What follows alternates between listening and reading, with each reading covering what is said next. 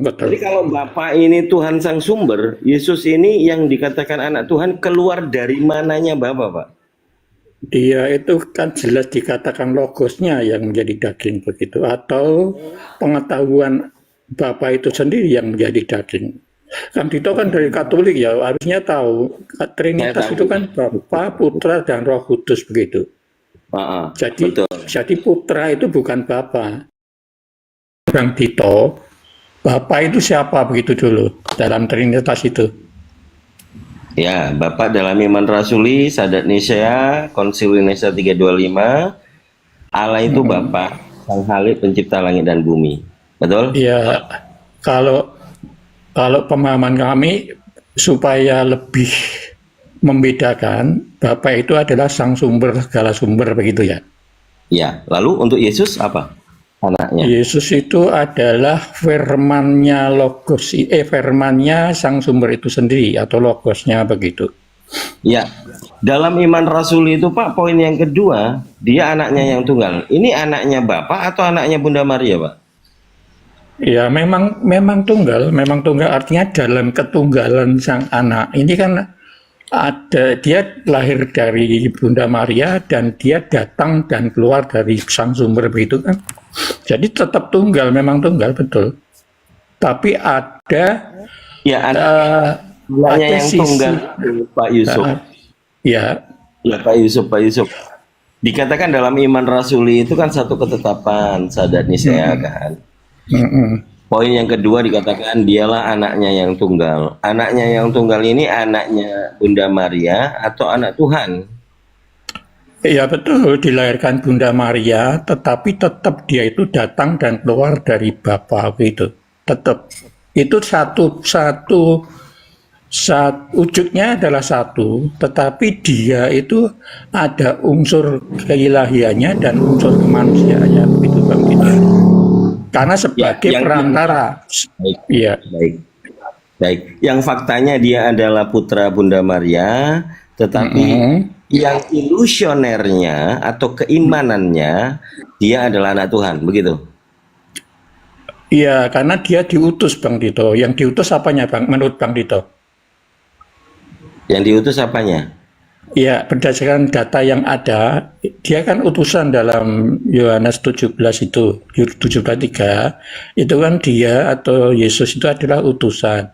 Nah sekarang untuk Baik. memahami utusan itu, kalau Bang Dito dulu kan Katolik, yang diutus apanya sang sumber Bang? Dalam data yang ada. Baik. Yang namanya utusan itu sebenarnya bukan hanya Yesus, Musa juga utusan Tuhan. Enggak, Setuju nggak? ini baru mengatakan yang Yesus Bang Dito, supaya nanti mengarah kepada Iya. itu tadi. Baik. Kalau Anda tadi menanyakan kepada saya tentang utusan dulu kita bicarakan, maka utusan itu bukan hanya Yesus. Betul? Oh ya betul, tetapi kita Iya. kan membicarakan tentang Trinitas dulu. Kita yang membicarakan tentang Trinitas tadi. Oke, Nanti ada Trinitas. kaitannya dengan manusia mati terkutuk jadi Tuhan, itu nanti akan ke situ.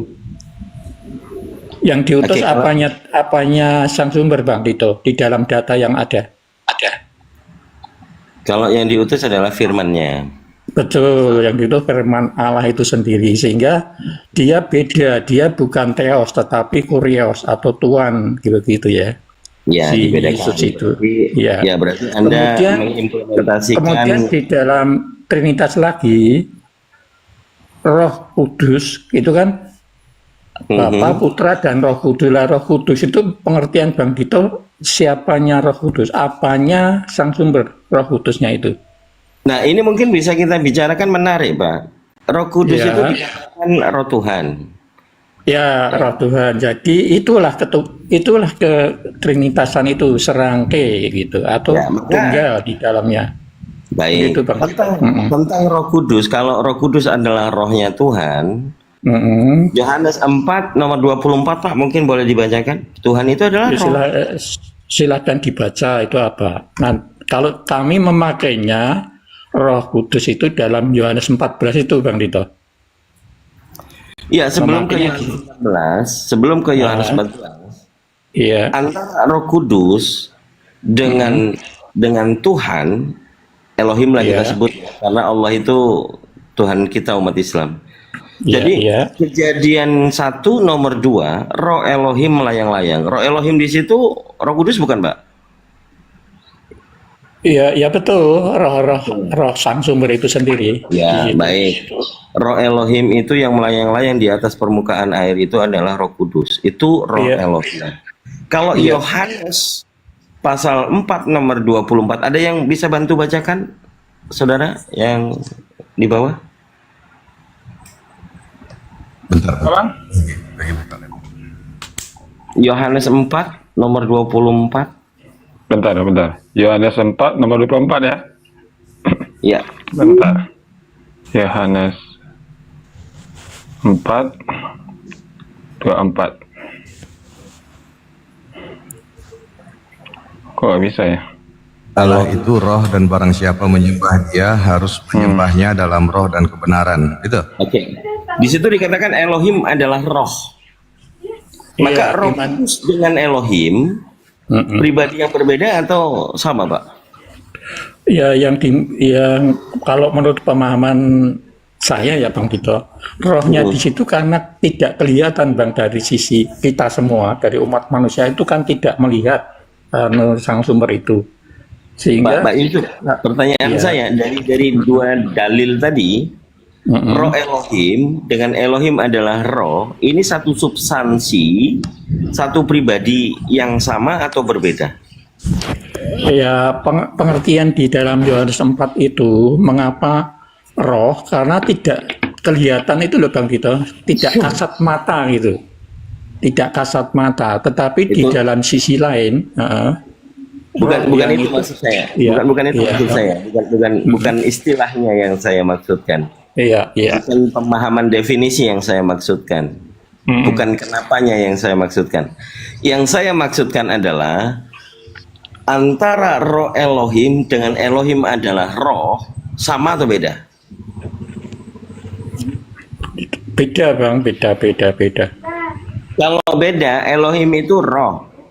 Kalau roh Betul. Elohim itu rohnya Elohim. Betul, ya di situ Mana ya yang betul. Mana yang betul? Elohim Ini tadi kan saya mengatakan sang sumber itu adalah roh. Di sini pengertiannya adalah roh itu menurut Bang Dito kelihatan tidak? ya roh itu nggak kelihatan. Iya betul. Roh ilahinya itu sendiri maksudnya gimana? Dengan roh itu kan tidak kelihatan ya. Semua roh kan tidak kelihatan. Nah itu bedanya dengan roh yang sudah disebut roh ilahi, begitu beda. Karena roh Oke, itu juga bisa dikatakan hantu, bisa dikatakan yang tidak apa gitu kan. Nah itu bedanya di situ Bang Dito. Ya mungkin perlu penjabaran dan juga literasi yang ada, Pak. Makanya impossible kalau akhirnya berbenturan Elohim itu adalah roh dan roh Elohim itu Roh Kudus. Mungkin teman-teman yang Muslim paham apa yang saya sampaikan. Kalau Pak Yusuf ingin menjelaskan bahwa itu berbeda. Kalau Berbeda. Elohim itu roh, dia mengutus Roh Kudus, rohnya Elohim atau roh yang lain yang menjadi Roh Kudus? Ya, ini kan Bang Dito akan mengarah ke situ. Padahal roh itu sendiri, itu pengertian kami kan tidak kelihatan, itu begitu. Roh Ya, ilahi, roh ilahi itu kan sudah mengarah pada roh ilahi itu. Kemudian Bang Dito kan juga punya rohnya Bang Dito gitu kan. Kemudian roh saya, rohnya siapa itu loh. Itu roh dan roh di saya dan situ. rohnya Pak Yusuf dari mana? Gimana? Rohnya saya dan rohnya Pak Yusuf dari mana? Dari sang sumber kan Bang Dito, dari sang sumber, dari sang Berarti pencipta. roh saya dengan roh Bapak Yusuf sama disebut Roh Kudus. Oh, bukan roh dari Roh Kudus boleh, roh dari Roh Kudus begitu.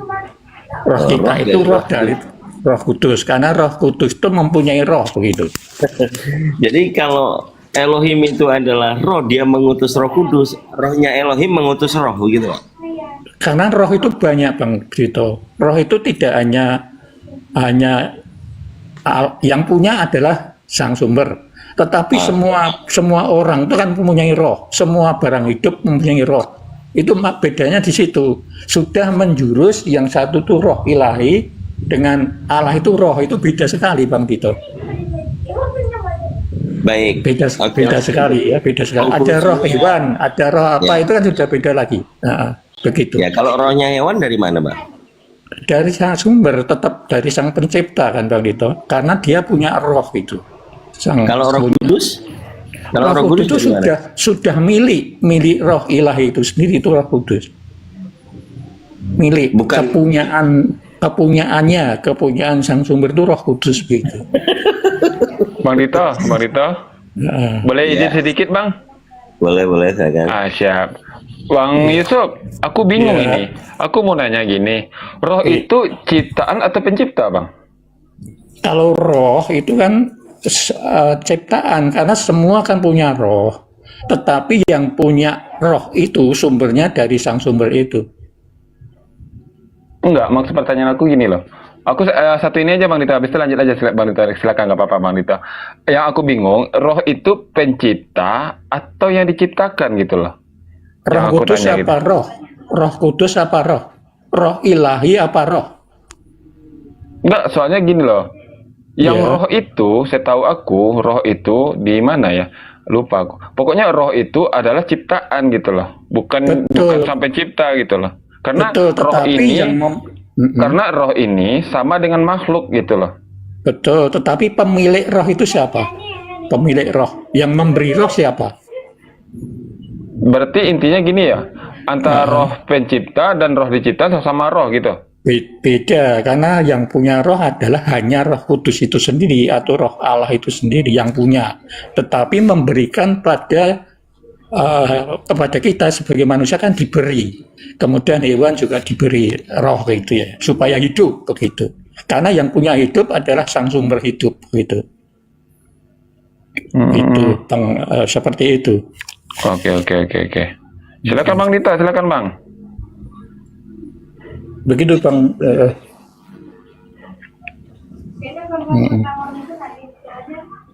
Bisa dibedakan mana roh ilahi, mana roh yang dari ilahi. Kalau Roh Kudus itu adalah rohnya sang sumber, maka sang sumber ini kan adalah roh. Sebenarnya nggak bisa kita mau petak-petakan. Elohim itu kan roh. Ini dulu poinnya. Menurut Yesus, Elohim itu roh. Nah, rohnya Elohim itu Roh Kudus gitu katanya. Jadi kalau rohnya Elohim ini Roh Kudus, berarti ya satu pribadi, tidak dibedakan. Dengan kan Elohim siapa? Iya, dengan siapanya? Dengan Roh Kudus. Roh Kudus dengan sang sumber dengan logosnya itu memang satu hakikat. Bukan logos. Kita masih di pneuma, kita masih di roh.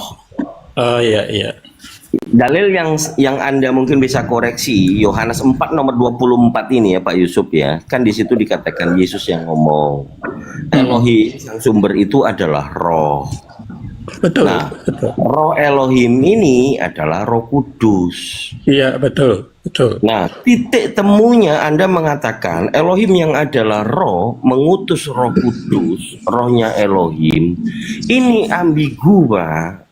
Oh ya begini aja Bang Dito, perbedaan pemahaman saja ya. Ini kan pemahaman saya. Roh itu adalah hal yang tidak kelihatan.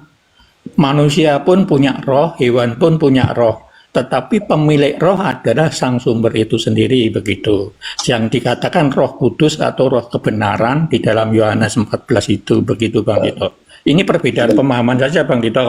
Kalau memaksakan nanti kita akan el-elan begitu Bang Dito. Iya benar. Sebentar dulu Kang Dito. Sebentar. Izin Abang. Terjadi el-elan iya. Iya sebentar izin Abangku ya. Tadi Anda mengatakan bahwa roh itu tidak kelihatan. Dan Anda membagi roh itu ke dalam beberapa jenis. Bagaimana membedakan sesuatu yang tidak kelihatan? Itu dulu Abangku jawab. Iya, karena kalau manusia tidak punya roh kan artinya mati.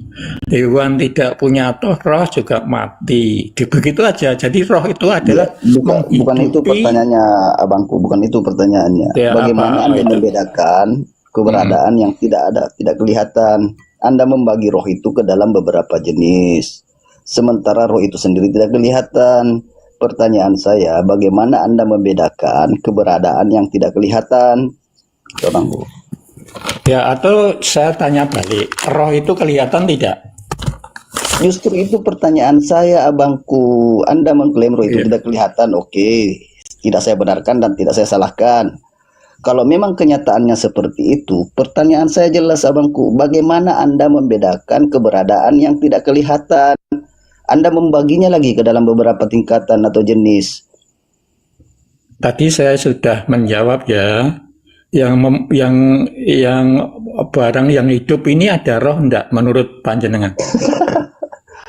Iya. Ya, lah di situ Anda bedanya. mengatakan kita punya roh, oke, saya setuju kita punya roh. Sapi pun punya roh, saya pun setuju, oke. Persoalannya roh itu Anda bedakan ke dalam beberapa Iya. jenis, ke dalam beberapa merek. Mm-mm. Pertanyaan saya, bagaimana Anda membedakan sesuatu yang tidak kelihatan? Ya sudah. Kalau dari saya ya Bang, dari saya ini siapa yang mengatakan tadi? Dari saya dibedakan hanya pemilik roh itu saja. Pemilik roh kudus, Belum pemilik lagi, roh. Abangku.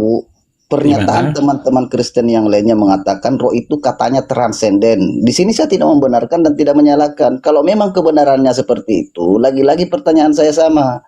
Bagaimana membedakan sesuatu yang tidak kelihatan sifatnya transenden lagi? Anda tahu nggak transenden itu apa? Ya sudah. Transenden saja itu saja Anda nggak bisa, apalagi membedakannya. Saya mengatakan saya tidak bisa membedakan, bisanya hanya tadi roh yang beda itu adalah hewan, barang hidup itu punya roh, begitu saja dari Oke. saya ya. Itu pengertian Barang Ya. hidup itu punya roh, saya setuju. Persoalannya, roh yang ada pada barang hidup itu terbatas apa enggak? Saya kurang memahami ya Bang, saya kurang Ya, memahami. harusnya Abang menjawab seperti itu. Kita kembali ke ini aja, tema aja, manusia. Enggak, begini Bang, sebentar. Kalau memang Ya. Anda menjawab roh itu bermacam-macam, harusnya Anda menjawabnya roh itu terbatas. Karena tidak mungkin bermacam-macam, itu tidak berbatas. Yang tak terbatas itu keberadaannya hanya satu. Jika roh itu tak terbatas, keberadaannya hanya satu, tunggal, tidak ada yang lain selain daripada dia. Itu maksudnya satu. Tidak ada yang lain selain daripada dia yang dimaksud. Itu maksudnya satu. Kalau Ya. Anda membagi roh itu ke dalam beberapa tingkatan, artinya roh itu terbatas dan memiliki bentuk. Setuju nggak? Ya sudah, itu kan saya tidak akan mendiskusikan itu lagi karena yang saya maksud yang mempunyai roh itu adalah ilahi, itu sang sumber. Buktinya apa? Dia bisa memberi roh, begitu. Begitu saja begitu. Ya udah, lanjut Abang, yang lain lanjut. Iya, Silakan lanjut. Oke, ini boleh nih saya yang lanjutin nih. Silakan. Gini, kesimpulan atau conclusion sebelum kita next. Ini kan tadi Pak Yusuf yang membicarakan Trinitas. Kalau Trinitas yang dijabarkan ternyata kita mau lanjutkan, Elohim itu adalah roh dan roh kudus ini berbeda. Roh kudus itu artinya suci ya. Jadi ada roh suci dan ada roh jahat. Betul. Kalau Elohim ini adalah roh, kemudian roh suci ini dari Elohim. Kalau roh jahat apakah dari Elohim juga, Pak? Kalau di dalam iman kekatolikan, roh jahat atau iblis itu kan tidak, itu kan malaikat yang ada itu memberontak sehingga turun 30%-nya atau apa gitu, saya lupa ya. Sehingga itu adalah roh iblis itu malaikat yang diturunkan karena memberontak dengan sang sumber, begitu Bang Dito. Ya, satu hakikat nggak roh? Kalau dari sisi roh betul, tetapi roh jahat dan roh kebenaran, begitu bedanya di situ. Ya, jadi hakikatnya tetap roh ya Pak ya? Hakikatnya tetap roh, tetapi roh yang jahat dan roh yang benar, begitu. Ya, kalau hakikatnya roh, Elohim adalah roh, ketiganya ini adalah sama-sama roh. Jadi mau dibantah seperti apapun ya, iblis itu juga roh jahat. Betul, roh jahat, iblis ya. Roh jahat itu rohnya Elohim juga nggak? Bukan. Jadi kan begini Pak. Bang Tito, Pak Yusuf, begini Pak Yusuf Bang nggak Tito. bisa membantah. Pak Yusuf nggak bisa membantah karena hakikatnya roh, ketiganya Bang roh. Tito, Bang Tito, tadi Ya, mendengar tidak apa yang saya katakan tadi? iya. Roh itu, Penjelasan Anda itu melarikan bahwa roh jahat ini dari malaikat yang ya berdosa. betul, malaikat Kemudian, yang jatuh, ya malaikat itu yang jatuh. penjelasan. Ya, itu penjelasan, tetapi bukan mengarah kepada substansi yang saya angkat tentang hakikat, Iya, iya, ya kan? sama-sama memang Nah, sama-sama hakikatnya adalah roh. Roh itu kan saya tadi roh. mengatakan itu hal yang tidak kelihatan begitu ya. Yang Oke, menjadikan jadi hidup, selesai. yang menjadikan Mm-mm. hidup, tetapi roh itu tidak kelihatan. Itu Oke, begitu Bang Tito. jadi itulah itu konklusinya bahwa kita selesaikan roh jahat maupun roh kudus atau roh suci ini hakikatnya adalah roh dan Elohim itu adalah roh. Bisa nanti direnungkan kembali. Kita lanjut sesuai dengan tema.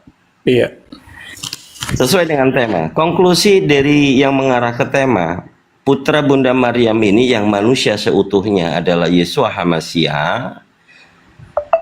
Kalau gelar Tuhan itu yang ditempelkan karena keilahian, dia bukan Tuhan kan Pak? Atau dia memang Tuhan?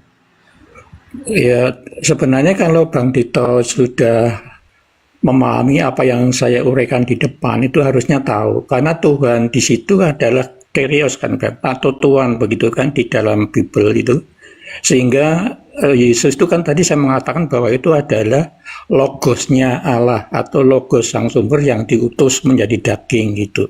Datanya di dalam Yohanes 1:14 tadi. Sehingga bukan Theos, si Yesus itu bukan Theos, tetapi Kyrios atau Oke. bukan sang sumber tetapi logosnya dari sang sumber itu begitu. Oke. Elohim itu kurios juga nggak Pak? Elohim itu memang dalam Matius 11:25 apa ya? Itu kan tetap ada kata-kata Bapa, Tuhan, langit dan bumi. Itu maksudnya tetap ada Bapa kan, Tuhan Yesus itu atau Gusti Yesus itu menyebutnya tetap ada Bapa di depannya begitu Bang Ya. Dito. Jadi Bapa itu atau Elohim itu kurios juga nggak Pak? Bapa itu memang menguasai logosnya untuk menyampaikan apa yang menjadi kehendak Theos begitu. Iya, jadi Matius 11:25 menggambarkan bahwa Elohim itu atau Bapa yang disebutkan Yesus ini adalah kurios juga. Iya, Lalu Yesus bagi ini, logos. Assalamualaikum. Iya. Waalaikumsalam. Lalu bagi orang-orang Kristen, Yesus ini juga kurios, betul ya Pak ya? Iya, Kalau karena yang mengenalkan tentang Bapa itu kan dari Tuhan Yesus itu ya, atau Gusti Yesus ini kan Bang Dito. ya, isu yang saya angkat Pak, Yesus kurios, Elohim juga kurios, sama-sama Tetapi kurios. tetapi ada di depannya Bapa gitu. Itu kan yang nyebut Gusti Yesus kan di dalam Matius 11:25 itu. Oke, perbedaannya Tetap di Yesus depannya ini ada yang Bapa. kurios, izin Pak. Jadi Yesus ini yang kurios sama dengan kuriosnya Bapa atau berbeda? Begini, kalau bagi kami mengenalnya si sang sumber, sang Theos itu kan dari kurios sang anak ini. Tetap sang anak ini sumbernya dari yang menguasai adalah sang sumber. Karena segala sesuatu datangnya dari sang sumber, disampaikan oleh sang anak, begitu Bang Dito. Pertanyaan saya, Elohim Ya. itu kurios, Yesus ini kurios menurut Kristen. Mm, Ini satu pemahaman kurios yang sama atau berbeda? Beda, karena kurios Bapa itu yang menyebut adalah Gusti Yesus, kurios Gusti Yesus yang menyebut adalah kami yang diberitahukan begitu. Yang kami kenal adalah Yesus begitu. Baik. Jadi konklusinya kalau Elohim ini sebagai the only one true kurios, ya satu-satunya kurios yang benar, Yesus ini kurios yang benar atau yang tidak benar?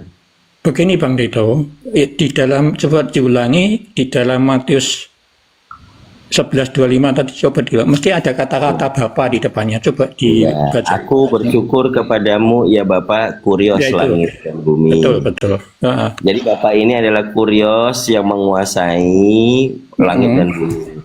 Kalau Yesus, Kurios apa, Pak? Yesus itu yang kita kenal karena sumbernya dari sang sumber. Yang mengenal Bapa adalah Pertanyaan Gusti Yesus. saya, Yesus ini Kurios apa? Menguasai apa dia?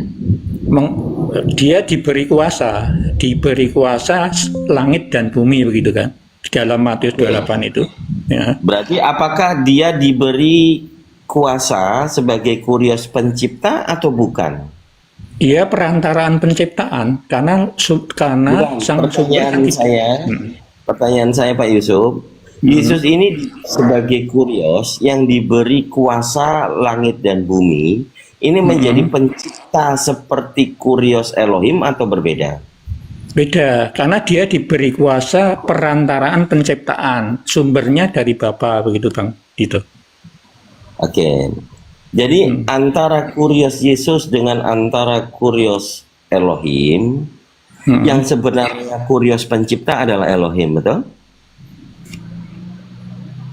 Sumbernya betul dari dia, tapi yang mengatakan itu si Kurios Yesus itu. Karena diberi kuasa untuk mengatakan ya, untuk menyampaikan begitu. Iya, baik. Apakah yang diajarkan oleh Yesus yang Kurios hanya diberi kuasa dengan Kurios Elohim yang pencipta segala alam semesta ini, Yesus mengajarkan untuk menyembah Kurios pencipta alam semesta atau menyembah Kurios Yesus? Waktu Kang Dito Katolik, doanya gimana? Itu waktu Katolik, Pak, jangan dipaksakan. Iya, makanya saya mengatakan waktu Katolik. Ya nanti akan ketemu. Ya, Akan ketemu. jadi Doanya pemahaman gimana? doa Bapa kami, baik doa Bapa kami, dikuduskanlah namamu. Jadi ini tetap Elohim itu Pak yang menjadi sesembahan. Betul. Oleh karena itu saya katakan Sang Kurios Yesus itu adalah perantara Bang Dito, bukan sang sumber ya. Itu kan Katolik seperti itu Bang Dito, sebagai perantara kan Gusti Yesus itu. Baik. Ya. Sekarang saya beredar lagi Pak. Ya. Sesuai dengan konsili Chalcedon, konsili yang ketiga. Sebelum Roh Kudus diperkenalkan ke seluruh bangsa di dunia ini, di situ ada pemberian gelar terhadap Bunda Maria sebagai Theotokos. Theo itu Elohim loh Pak, Theos. Iya.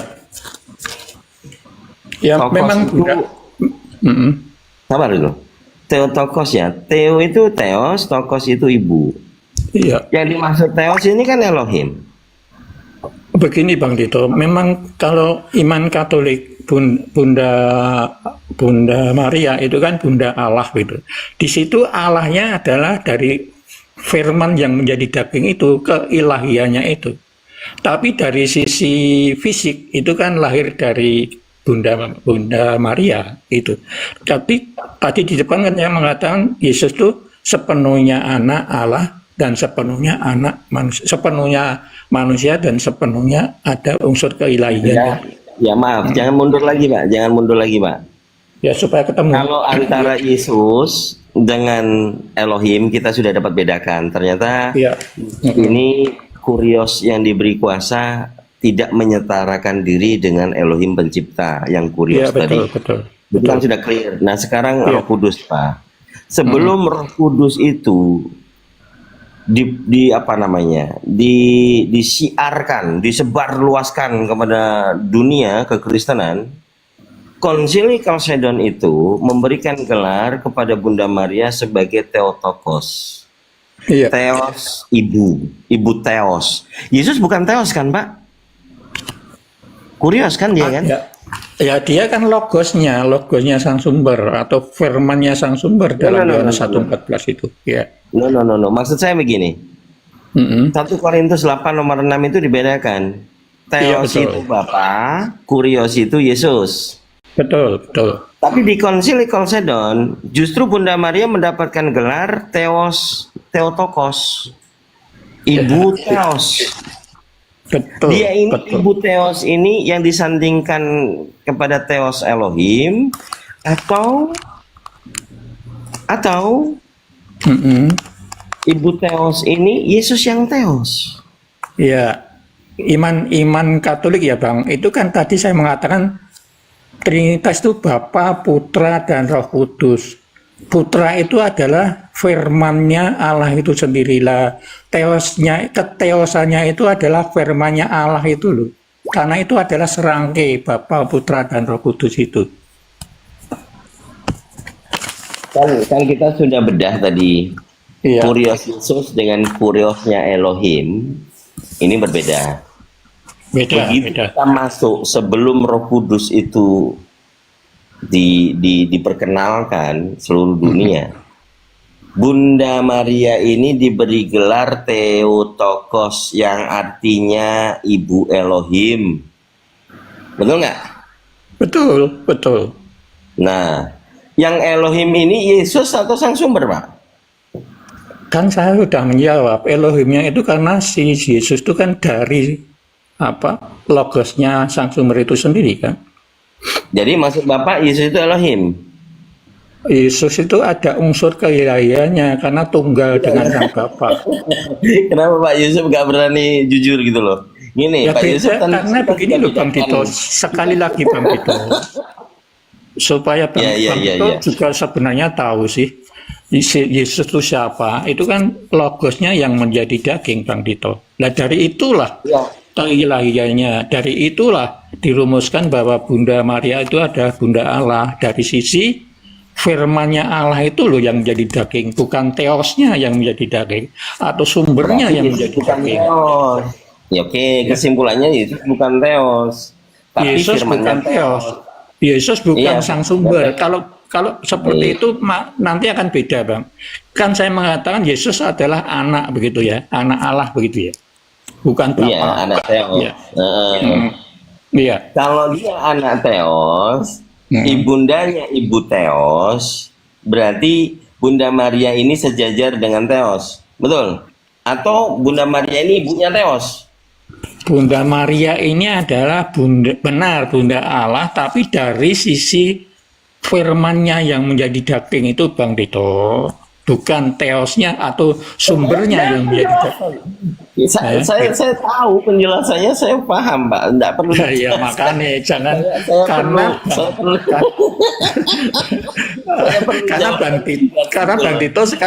karena Bang Tito kan sekarang tidak Katolik lagi, sehingga tetap akan mempertahankan Yesus itu hanya daging tok, hanya manusia tok begitu loh.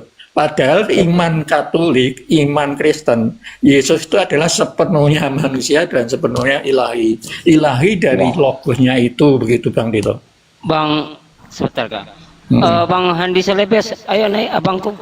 Nah, beliau ini connect ke YouTube aja.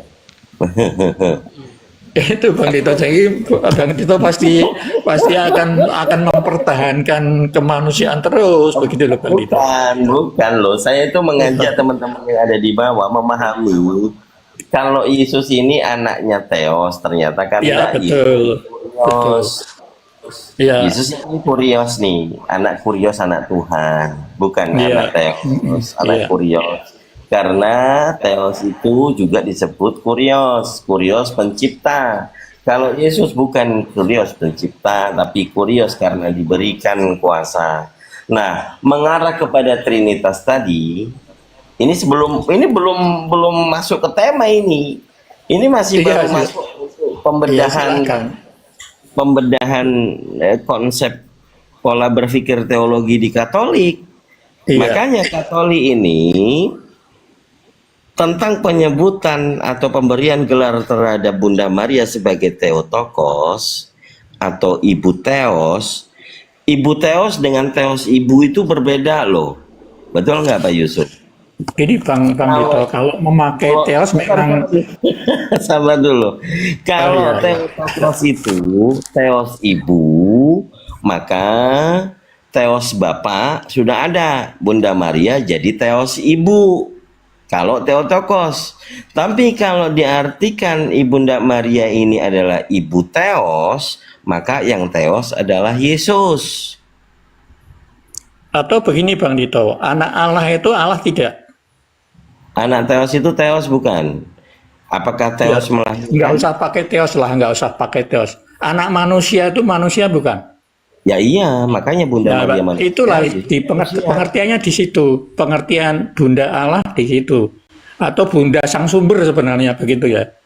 Bunda, oh, bukan Bunda Sang Sumber, Bundanya Logos, bukan Bundanya Sang Sumber, bukan. Nah, itu Bukan poin Bunda. saya Pak. Harusnya Iya. gelar yang diberikan di Konsili Chalcedon itu adalah Bunda Maria sebagai Logos, Tokos. Bunda Logos, Bunda Bukan Logos itu. Theotokos, itu Ya. loh.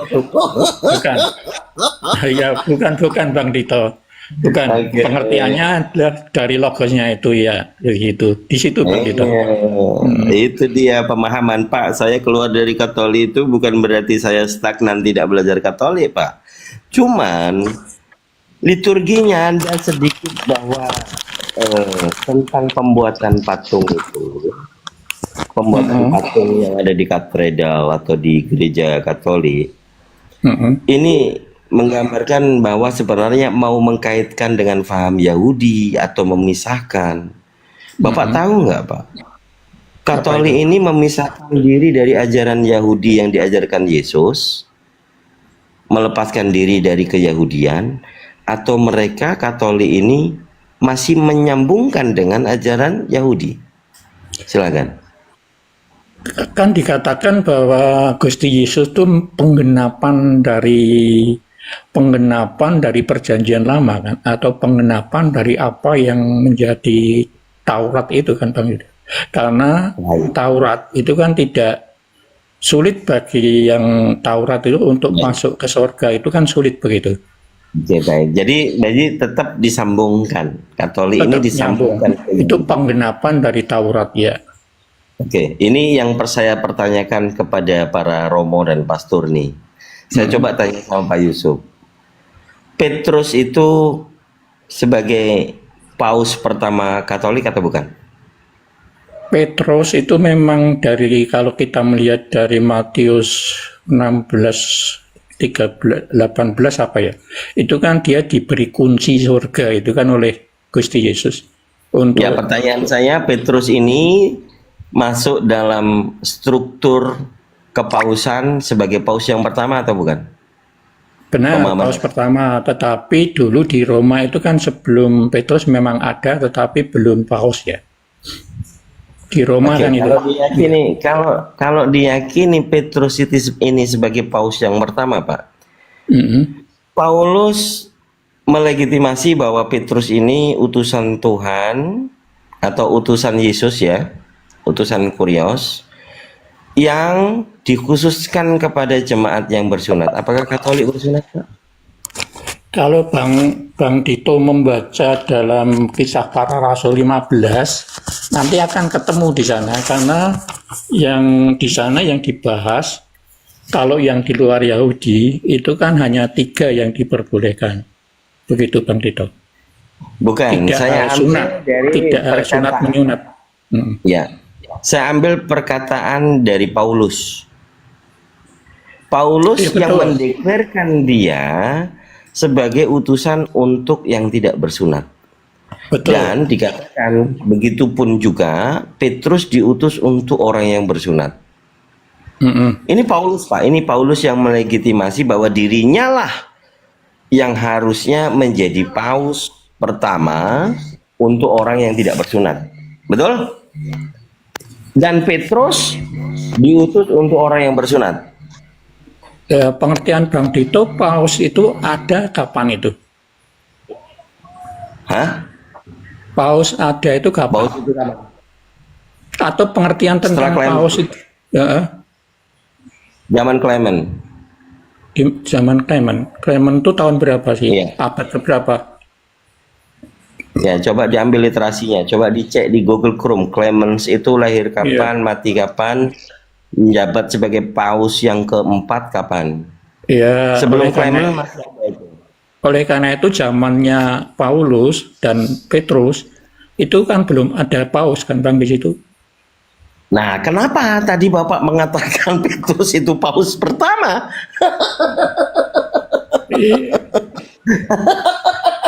Jadi kalau ngikutin katedral ya, atau ngikutin para romo yang mungkin menjelaskan di seminari itu bahwa kita ini mengikuti ajaran Petrus Rasul gitu kan, sebagai paus yang pertama. Ternyata Anda sendiri yang mengetahui bahwa kepausan itu kapan berdirinya.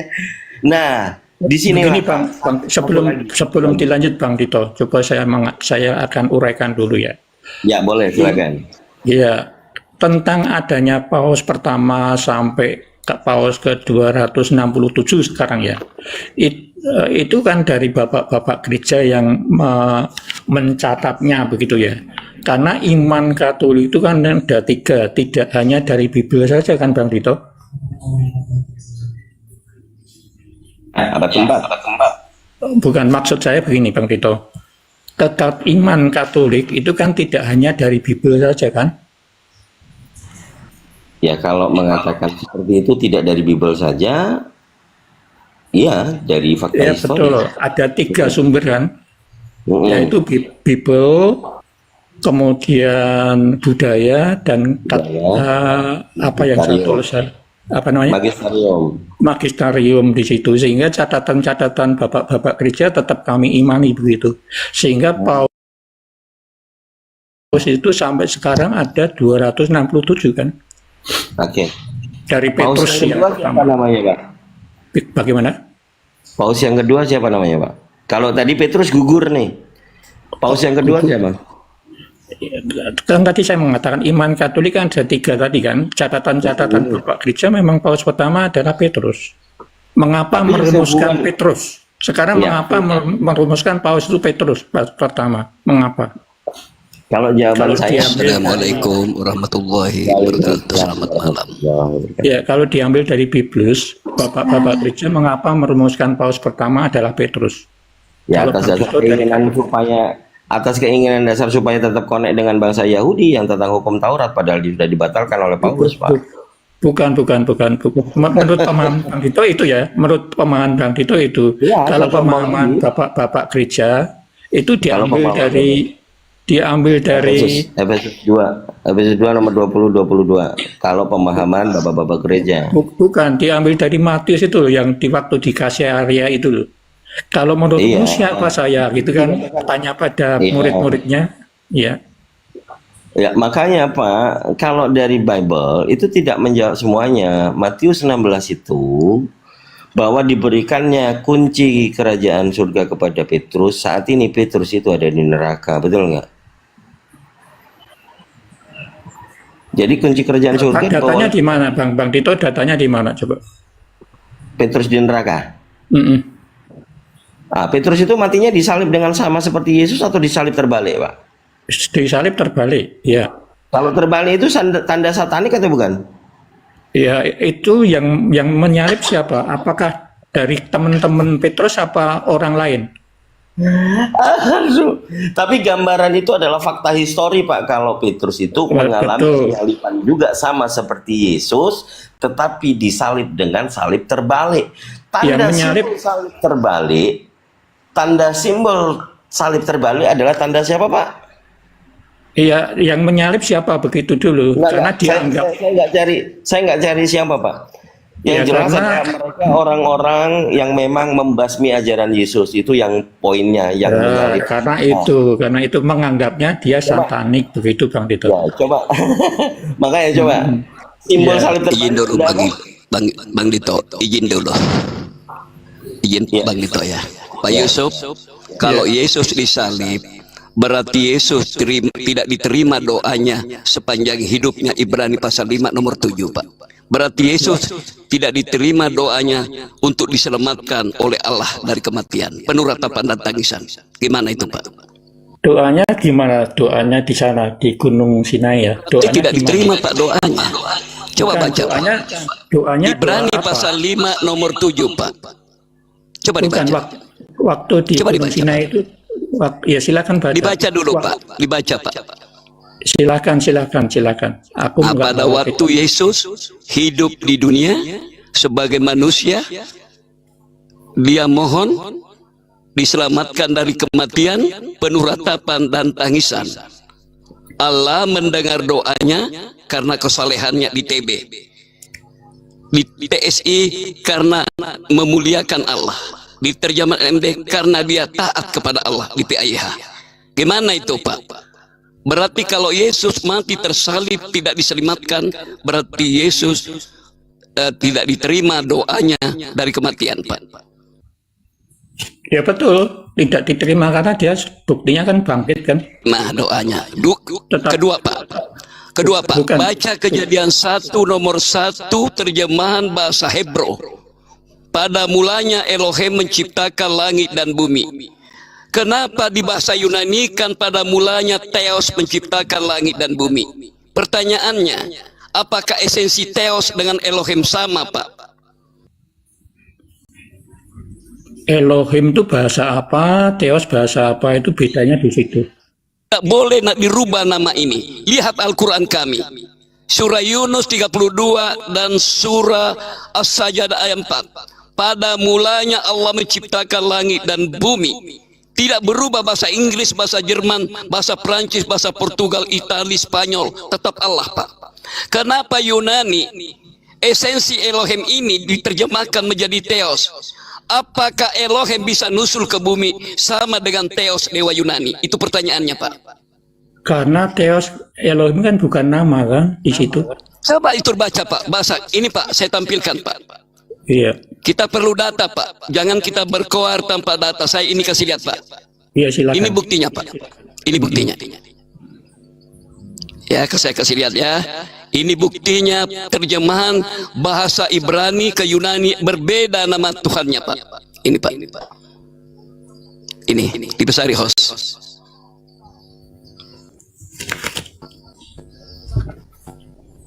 Nanti saya kasih lihat di Al-Quran kami Pak.